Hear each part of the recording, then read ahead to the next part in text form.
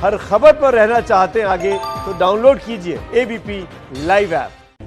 तेज रफ्तार खबरों के बाद अब एक खबर विस्तार से आप जान लीजिए। आज देश के लिए एक ऐतिहासिक दिन है। आज देश की नई संसद की नींव रखी जाएगी। प्रधानमंत्री मोदी नए संसद भवन का शिलान्यास करेंगे। नई संसद पुरानी से हर मायने में बड़ी होगी और डिजाइन भी बेहद अलग होने वाला है।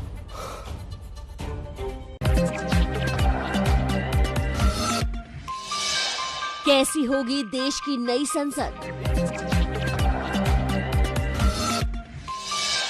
नई संसद की तस्वीर कैसी होगी?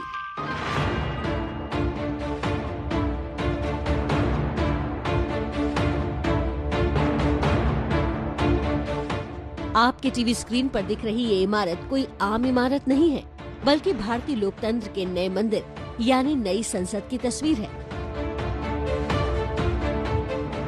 आज प्रधानमंत्री नरेंद्र मोदी इसी नई संसद की नींव रखने जा रहे हैं। ये नया संसद भवन न केवल पुराने भवन से बड़ा होगा, बल्कि इसका आकार भी गोल न होकर त्रिभुज के जैसा होगा। जब आजादी के 75 वर्ष होंगे तब हमारे सबके लिए गौरवपूर्ण क्षण होगा कि सदन की दोनों सभाएं हमारे नए लोकतंत्र के मंदिर में आजादी के 75 वर्ष बाद शुरुआत होगी। संसद मतलब भारतीय लोकतंत्र की सबसे बड़ी इमारत। संसद को आज तक हम बाहर से ऐसी गोलाकार इमारत और उसके खंभों से पहचानते आए हैं। करीब 100 साल पुराने इस भवन की न सिर्फ सूरत बदलेगी, बल्कि डिजाइन भी गोल नहीं होगा। नया संसद भवन होगा ट्रायंगुलर, यानी इस गोलाकार इमारत की जगह त्रिकोणाकार यानी 3 कोणों वाला बनेगा।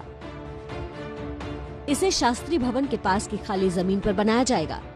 करीब 64,500 वर्ग मीटर जमीन पर इसका निर्माण होगा। नई संसद पुरानी संसद से 17,000 वर्ग मीटर बड़ी है और इसे बनाने में करीब 971 करोड़ रुपए की लागत आएगी। इसमें लोकसभा सदस्यों के लिए 888 सीटें और राज्यसभा सदस्यों के लिए 326 से ज्यादा सीटें होंगी। 1,224 सदस्यों के एक साथ बैठने की व्यवस्था भी होगी। प्रत्येक सदस्यों के लिए 400 वर्ग फुट का एक कार्यालय भी इस नए भवन में होगा। मौजूदा पार्लियामेंट हाउस बिल्डिंग का निर्माण आजादी से कई साल पहले सन 1911 में शुरू हुआ था और आखिरकार इसके 20 साल बाद यानी 1927 में इसका उद्घाटन हुआ।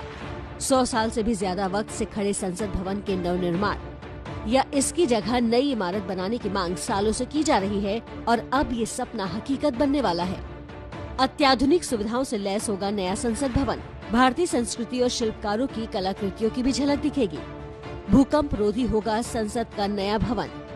इसके निर्माण का कॉन्ट्रैक्ट टाटा प्रोजेक्ट्स लिमिटेड को दिया गया है, जिसका डिजाइन बनाया है HCP डिजाइन और planning and management private limited ने।